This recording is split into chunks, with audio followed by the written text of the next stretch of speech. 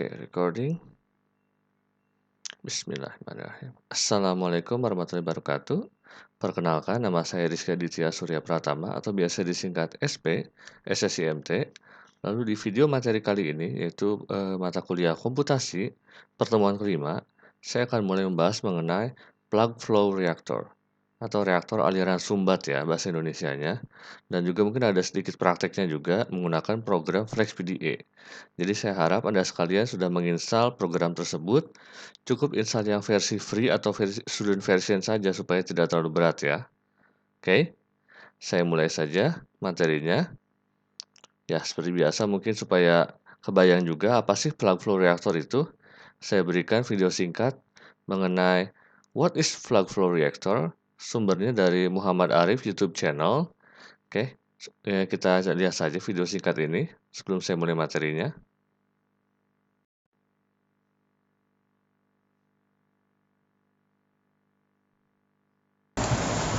Plug flow reactors, also known as tubular reactors, consist of cylindrical pipe with openings on each end for reactants and products to flow through, as shown on the right. Plug flow reactors are usually operated at steady state. Reactants are continually consumed as they flow down the length of the reactor. The movie shows the operation of a plug flow reactor. Plugs of reactants are continuously fed into the reactor from the left. As the plug flows down the reactor, the reaction takes place, resulting in an axial concentration gradient. Products and unreacted reactants flow out of the reactors continuously. Plug flow reactors may be configured as one long tube or a number of shorter tubes. They range in diameter from few centimeters to several meters. The choice of diameter is based on construction cost, pumping cost, and heat transfer needs. The picture on the right shows a disassembled tubular reactors. Plug flow reactors have a wide variety of applications in either gas or liquid phase systems. Common industrial uses of tubular reactors are in gasoline production, oil cracking, synthesis of ammonia from its elements, and the oxidation of sulfur dioxide to sulfur trioxide. Picture on the left is a tubular reactor used in research on the oxidation of nitrogen compounds. It reaches temperature of 800 to 1100 degrees Celsius. Tubular reactors can also be used as bioreactors or for small-scale production. The tubular reactor shown on the right has a capacity of less than 100 ml and is used for microscale reactions. Advantages of plug flow reactors: easily maintained since there are no moving parts, high conversion rate per reactor volume, mechanically simple, unvarying product quality, good for studying rapid reactions, efficient use of reactor volume, good for large capacity processes. Disadvantages: reactor temperature difficult to control. Hot spots may occur within reactor when used for exothermic reactions. Difficult to control due to temperature and composition variation. Oke, itu kira-kira sekilas mengenai plug flow reactor ya.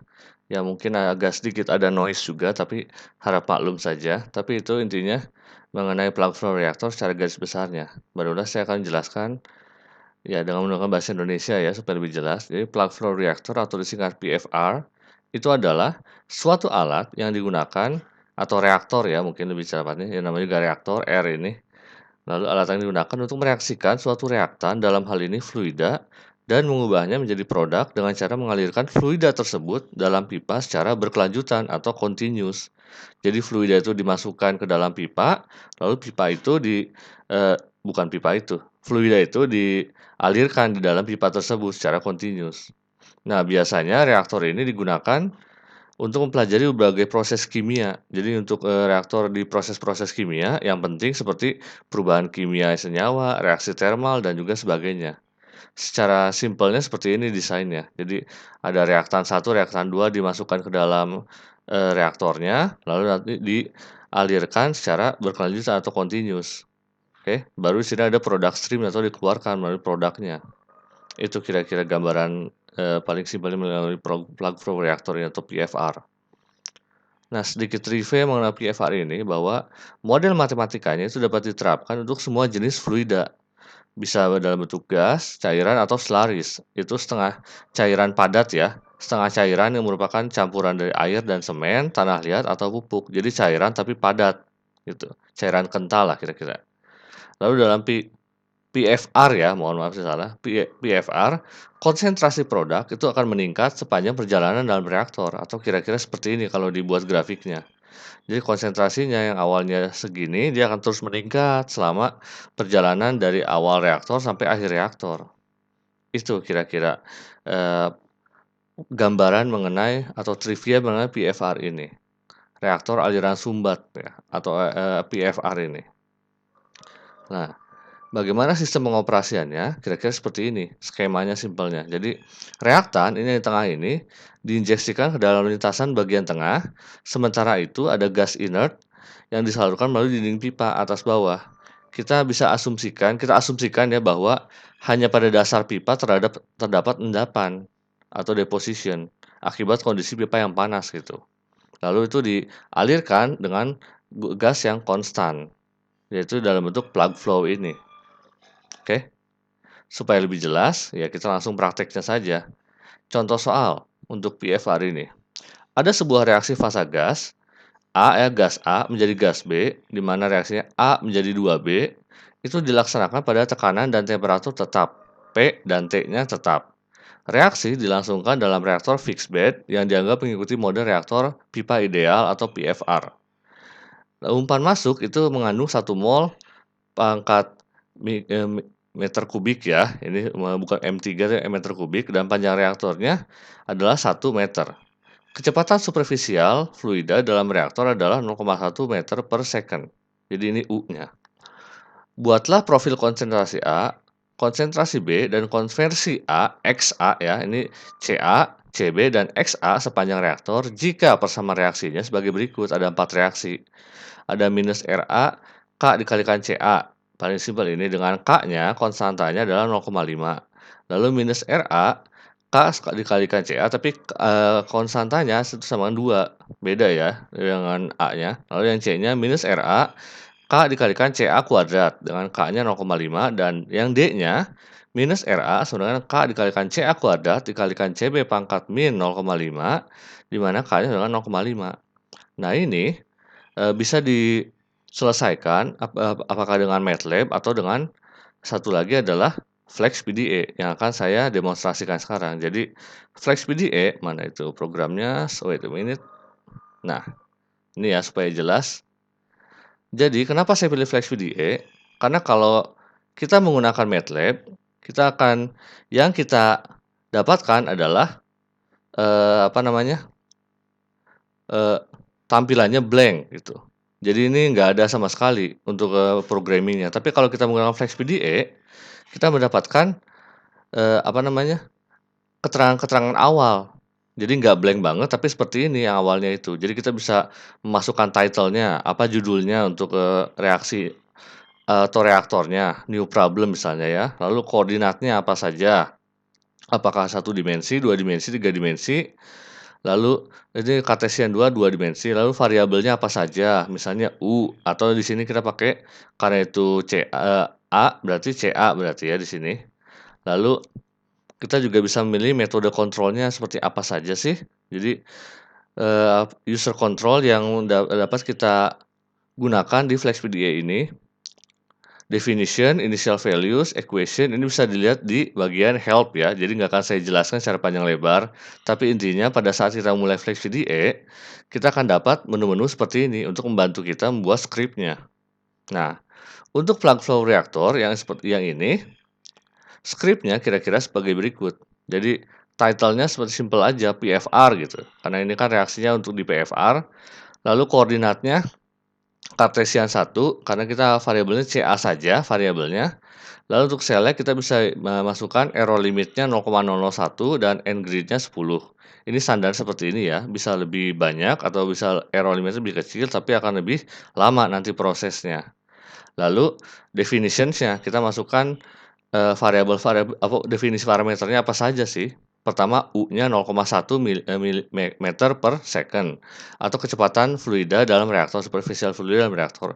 K-nya yaitu konstanta ini 0,5. Untuk yang B, K-nya 2. Ini kita kasih warna hijau ini atau kita berikan tanda kurung kurawal ini supaya tidak dianggap sebagai masuk ke dalam program. Jadi kalau warna hijau ini dia tidak dianggap, hanya sebagai pajangan saja. Lalu Ca0, jadi konsentrasi awalnya masukkan 1, di mana ini adalah 1 mol per meter pangkat meter kubik, ya. Cb-nya ya pasti masih 0, karena B-nya kan belum terbentuk pada saat kondisi 0. Jadi Cb-nya 0, Cb0-nya 0.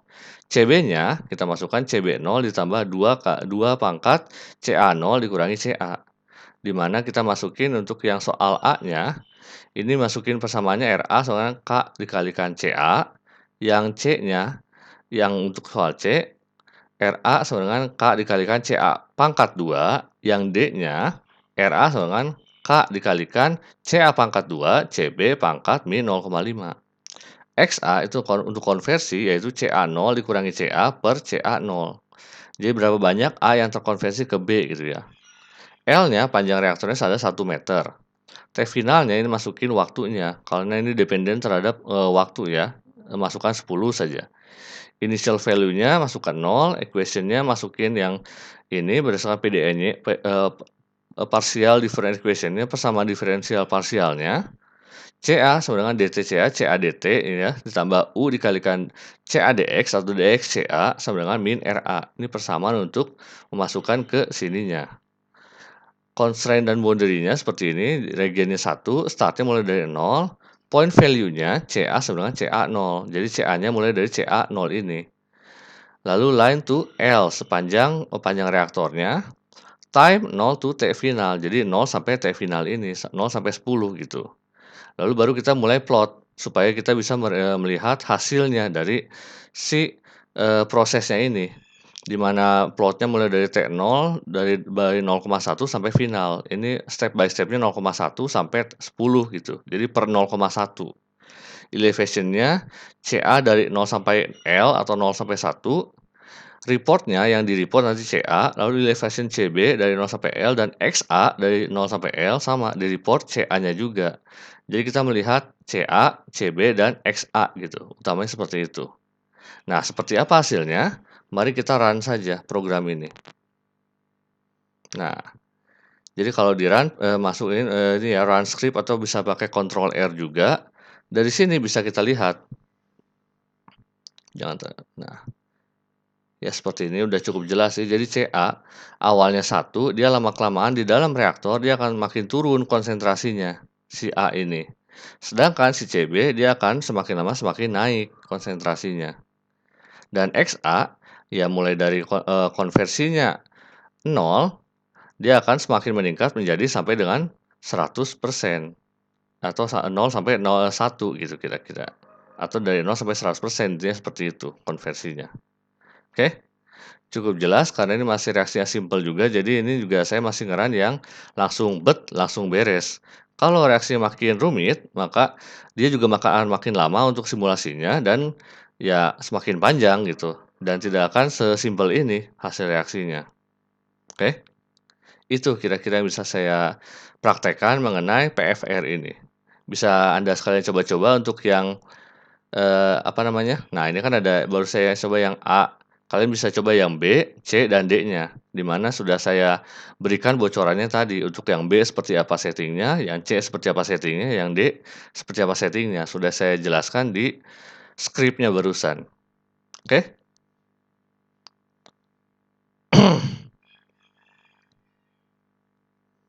Oke, terima kasih banyak sudah menonton sampai sini. Jangan lupa klik like, komen, dan juga subscribe channel saya ini ya. Wassalamualaikum warahmatullahi wabarakatuh.